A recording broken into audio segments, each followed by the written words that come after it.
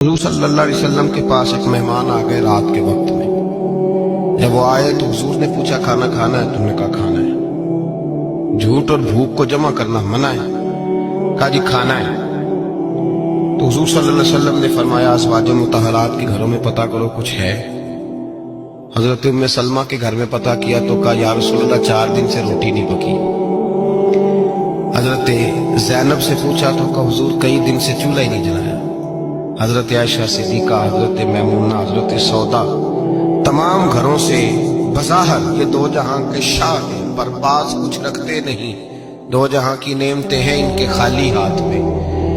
ہر چیز ہے پر فقر اختیاری ہے. کوئی شے نہ ملی. نبی پاک صلی اللہ علیہ وسلم نے مسجد میں اعلان کیا، فرمایا کون ہے جو میرے مہمان کو روٹی کھلائے. ان لفظوں کا حسن کوئی حسن والا ہی سمجھ سکتا ہے. فرمایا کون ہے جو میرے مہمان کو کھانا کھلائے. تو ایک صحابی لے گئے اور اٹھے. وہ صحابی جو صحابہ میں غریب تھے، ایک انصاری جو غریب آدمی تھے. اگرچہ میرے محبوب کے غلاموں میں جو بڑے امیر تھے وہ بھی خرچ کرنے میں بڑے آگے تھے.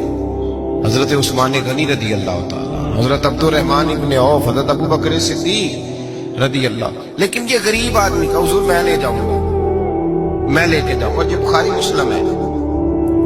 حضور نے فرمایا لے جاؤ. وہ اب صحابی گھر لے گئے اور بیوی سے مشورہ کیا. بات پہ غور کرنا، ہر چیز کی بھوک دیکھی جا سکتی ہے، بچوں کی نہیں دیکھی جا سکتی. وہ انصاری حضور کے مہمان کو گھر لے گئے. جا کے بیوی سے مشورہ کیا. کہا بھلی مانس گھر میں کچھ ہے؟ تو اس نے کہا تھوڑا سا بچوں کے لیے کھانا رکھا ہے. بچوں کے لیے. بچے تو بزدل کر دیتے ہیں، بچے تو آدمی کو بزدل کر دیتے ہیں، بچے تو مار دیتے ہیں، کلیجہ پھٹ جاتا ہے بچہ بھوکا ہو، نیند نہیں آتی. اب صحابی اپنی بیوی سے کیا کہتے ہیں؟ کہتے ہیں بچوں کو بہلا کے سلا دے. اور رسول اللہ کے لیے نہیں، رسول اللہ کے مہمان کے لیے. بھائی نبی پاک کے لیے نہیں، حضور کے. تجھ سے در در سے سگ اور سگ سے ہے مجھ کو نسبت. میری گردن میں بھی ہے دور کا پٹکا تیرا، تجھ سے در در سے سگ سگ سے ہے مجھ کو نسبت. لمبی بات ہے. بچوں کو سلا دو. بی بی نے بچوں کو سلا دیا تو میاں بیوی کا مشورہ ہوا کہ مہمان کے ساتھ بیٹھ کے روٹی کھانا بھی سنت ہے. تو اب مہمان کے ساتھ بیٹھ کے کھانا بھی ہے تو کھانا ہے ایک دو آدمی کا. اب خاوند اپنی بیوی کو تیار کرتا ہے کہ میں بھی کھانے میں بیٹھ جاؤں گا، تو بھی بیٹھ جانا. اور جب مہمان کھانے میں ہاتھ ڈال لے تو اٹھنا، کہنا وہ ہو دیا تو صحیح کیا ہی نہیں، ابھی بجھ جائے گا. اور جا کے دیا بجھا دینا. ہم ہاتھ ہلاتے رہیں گے، مہمان روٹی کھاتا رہے گا. اور یار اس درد کو، اس کیف کو سمجھو. گھر میں بچے بھی بھوکے، بچوں کی ماں بھی بھوکی، بچوں کا باپ بھی بھوکا. دسترخوان پہ روٹی لگ گئی، روٹیاں چون ڈالی. بی بی اٹھی کہنے لگی او ہو چراغ تو صحیح کیا ہی نہیں، یہ تو پچ جائے گا. حوصلے مند بی بی جس نے بچے بھوکے سلا دیے.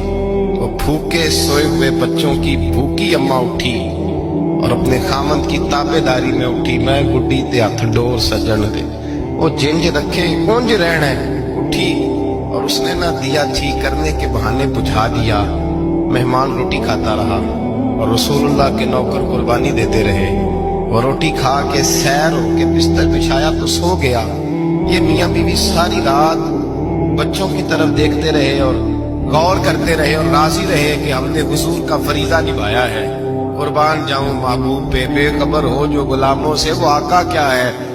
وہ صحابہ وہ اگر قربانیاں دیتے تھے تو جو اعزاز ملتا تھا وہ بھی بڑا شان والا ہے. صحابی کہتے ہیں میں فجر کی نماز پڑھنے مسجد آیا، پہلا قدم رکھا تو میرے کریم بولے.